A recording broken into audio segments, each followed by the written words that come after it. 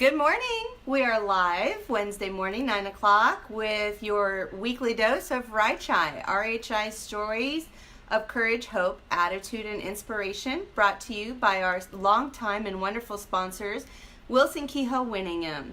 So this week we have some awesome guests, some of my favorite people I've been friends with for a very long time, Yates and Susie Fitt. They are here today to share their story of how RHI has impacted their lives. And if you feel so inspired by their story and you'd like to support RHI's mission, make a gift in honor of Yates and Susie Fitt, you can click on the link that I'll provide later and make a gift. We are a nonprofit hospital, so we have a very small operating margin, and it takes philanthropy and gifts from donors like you that allow us to provide the best possible rehabilitation care and outcomes for our patients that we do. We cannot do it without our donors. It's through the gifts of many that we are able to be a traumatic brain injury model system in partnership with the IU School of Medicine and have that grant to follow our patients for many years to come and do all of the amazing work that we do. So, I know, Erin, one of the challenges you face every single day is memory. So you've written something out, which is so thoughtful and wonderful. I would love to have you. I'd love to have you go ahead and start off with what it is that you want to share. Sure. Okay. Hello, my name is Aaron Yates. I'm acquired a traumatic brain injury May 12, 2001, after beginning of my sophomore year at Purdue. I spent 10 weeks out here at RHI after leaving Methodist Hospital. I don't remember any of it, but that's what I'm told. My memory has been the most affected from my injury. I volunteer here and like being able to give back to RHI. I have participated with a lot of the sports activities throughout the years: horseback riding, snow skiing, water skiing, table tennis, golfing. I'm sure there are a lot more, but I can't remember. Also, I participated in the BICS program, Brain Injury Coping Skills. That's all I have to say for today. I'm sure you'll say more later, too. I'm sure, yeah. We go through the interview. Right. One thing I love about you is you're not shy. Well, why? You're an open book. So that's one of the reasons we have your mom joining us today. Also, my dear friend Susie Fitt. Hi. So share with us first how you came to know RHI. So we're 18 years post-traumatic brain injury, which is a very long time.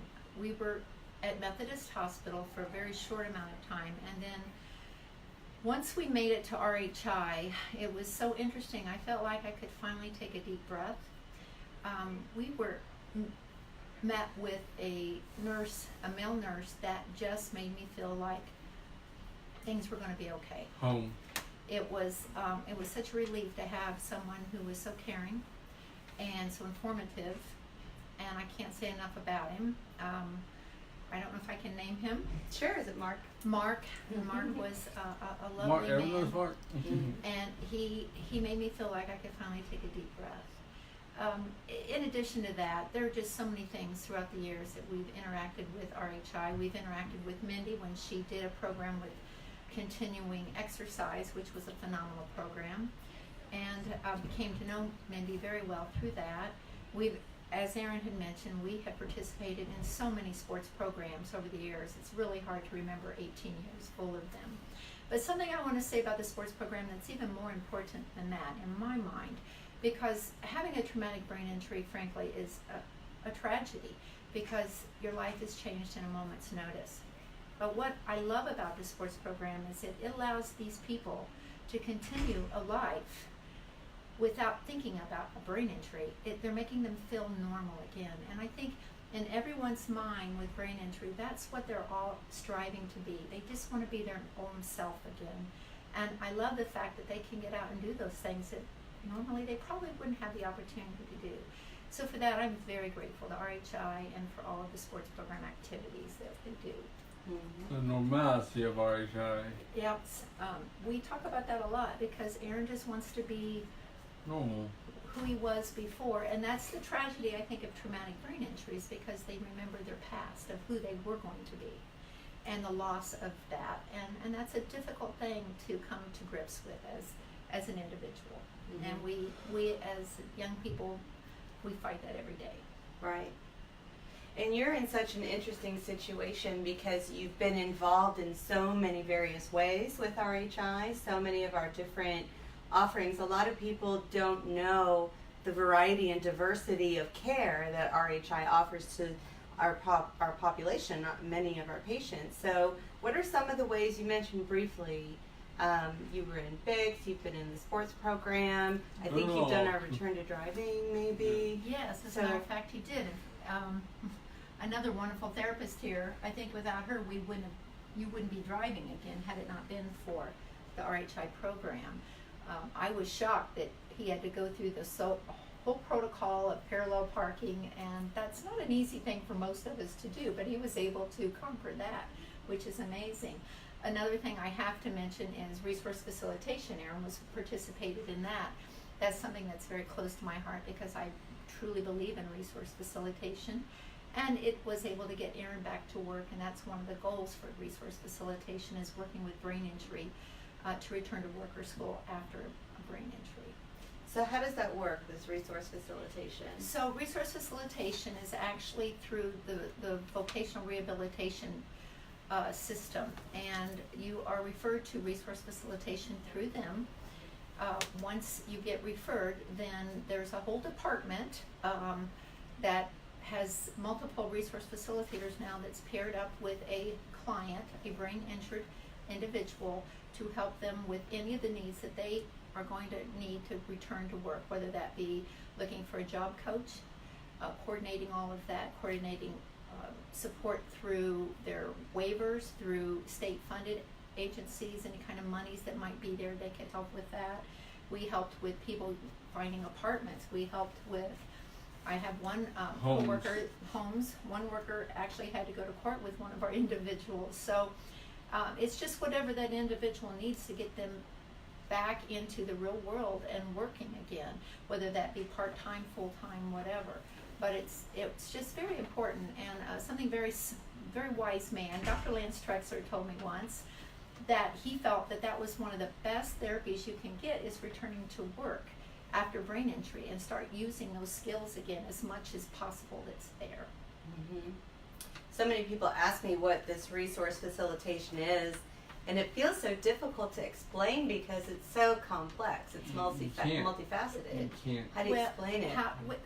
The one thing that we started early on saying, and I'm sure they veered away from that, but that it's kind of like a case manager on steroids for brain injury, and that's kind of what we used to say in the beginning. But it did kind of feel that way in the beginning, mm-hmm. And Dr. Trexler led that from a study we started many years ago with just 2 employees, and Laura and Lance Trexler, and now it's a full department through RHI. So I feel like it clearly has shown the success rate is very good at getting folks back to work, mm-hmm. And we've seen a lot of success stories through that. Right. I still see people that I worked with at RHI. That I have one young lady that's now an X-ray technician that had an accident. So it makes me feel really good that when you hear those stories, or I'll get someone call me and say, "Hey, I'm graduating. Do you want to come to my graduation?" It makes you feel really very happy. Well, you made an impact in her life. Well, I'm hoping so.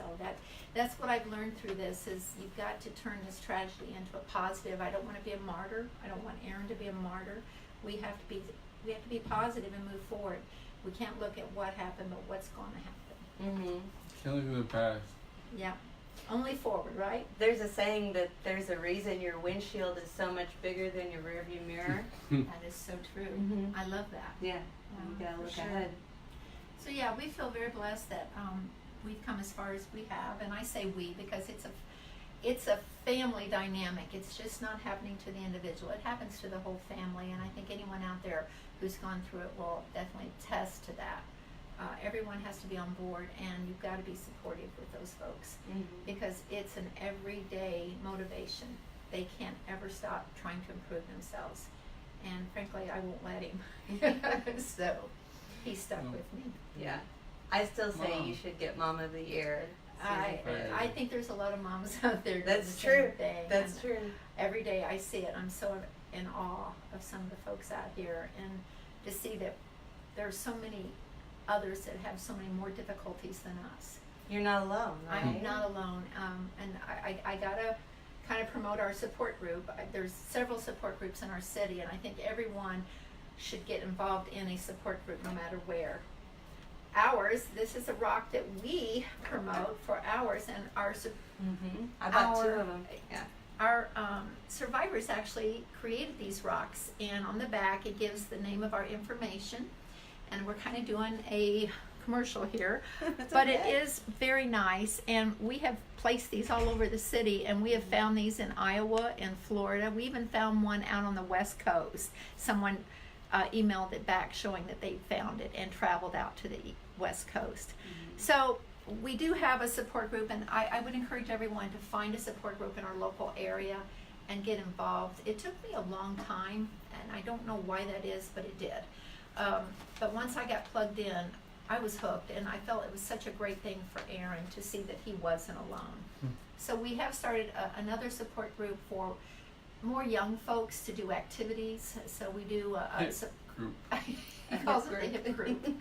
No, it's just for Yeah. everyone to get together and have a community, and we want these folks to become friends. In fact, I had two of the guys over with Aaron one night, and what I found is that natural support that happens among people, and they were downstairs having a great time watching, I don't know, Saturday Night Live or whatever, and I heard the commotion outside, and one of the young men were having trouble going to our upper level to bed, and so the other two guys were walking him upstairs as support. And to me, that's what this is all about, supporting each other. No judgment about where everyone is in their recovery. It's just supporting each other. That's just so important, because they've lost a lot of their support through their friends and their colleagues. So now we have to embark on a new support system, and that's through the support groups.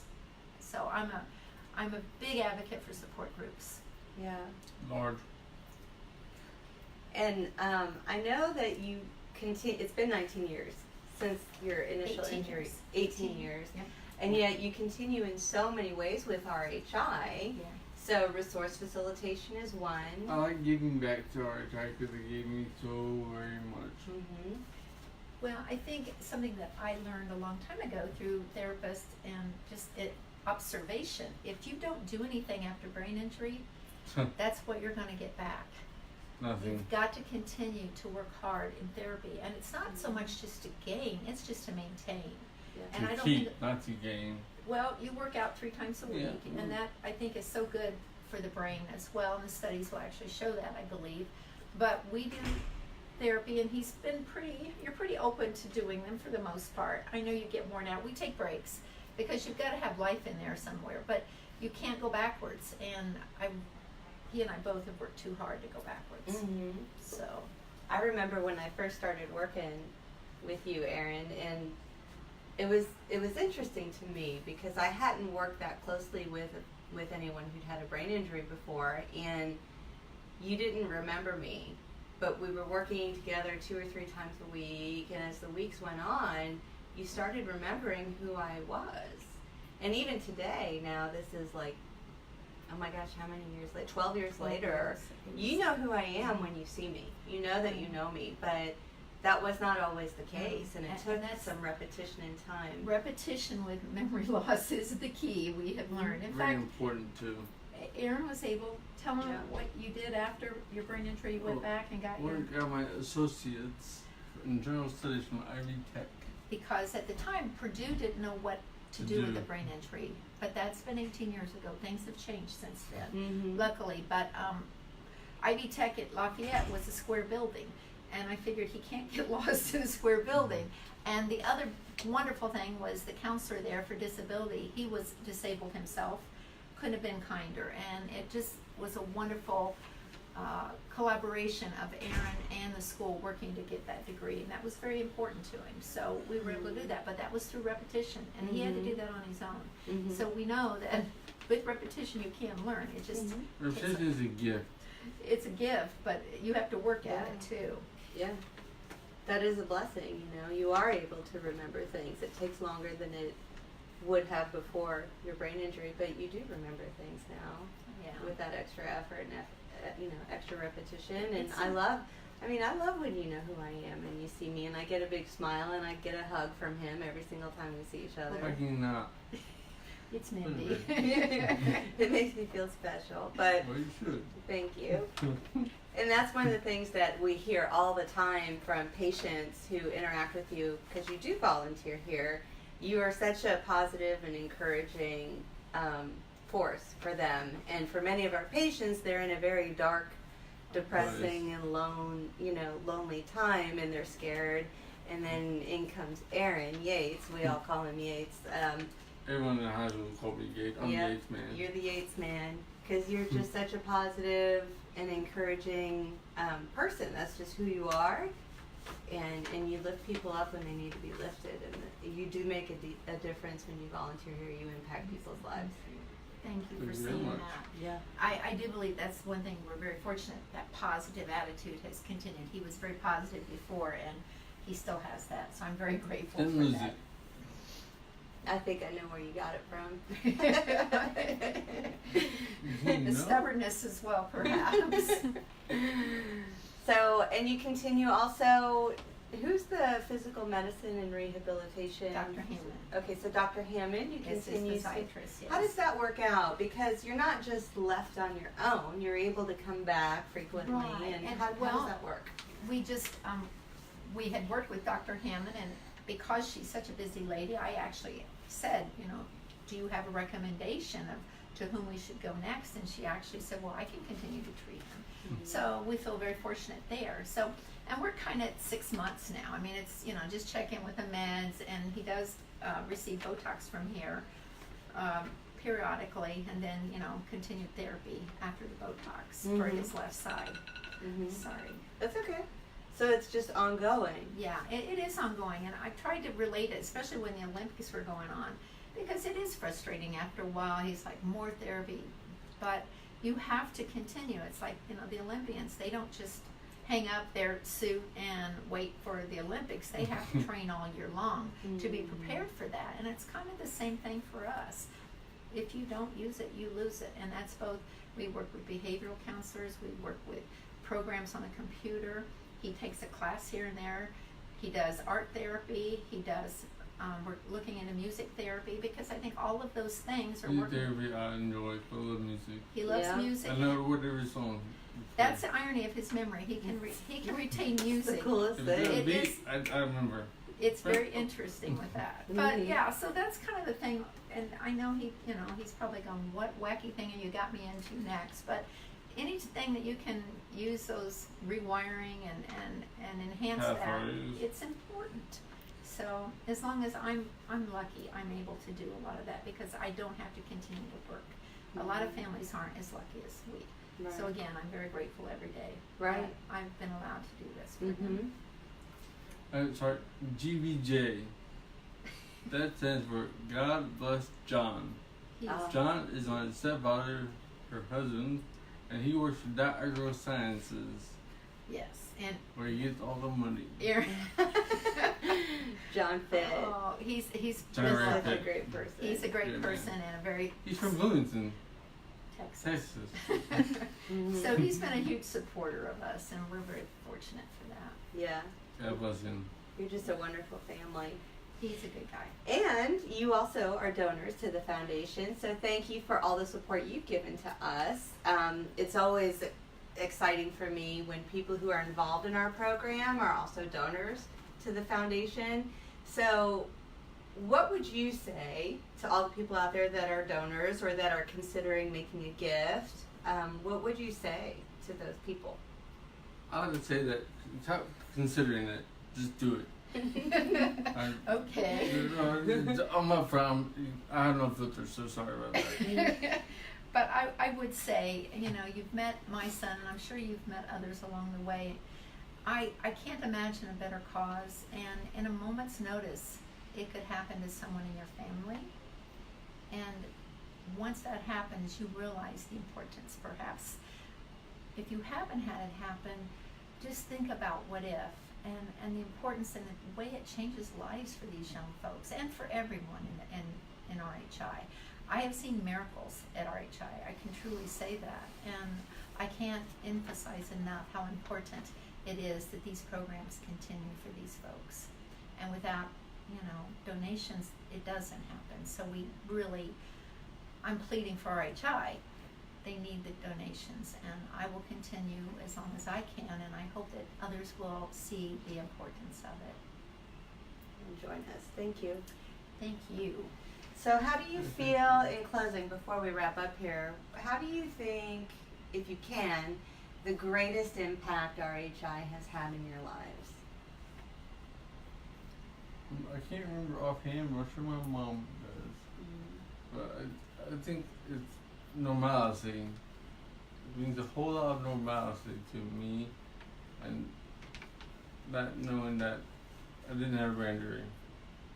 By the volunteering and the Just by outings. volunteering, outings, and all the activities that they introduced to us and give us. I'd like to just add, it gives you a sense of community here, because you are many times isolated from family and friends, believe it or not, and people here understand, and that means so much more than you would ever know. You don't feel like you've got to be okay or watch what he says, or he may walk funny, or the people in the world, because they don't understand, can be very unkind. And I didn't realize that until I was in this world, that people can be very unkind because they don't understand. Here at RHI they do. Not knowing it's bad.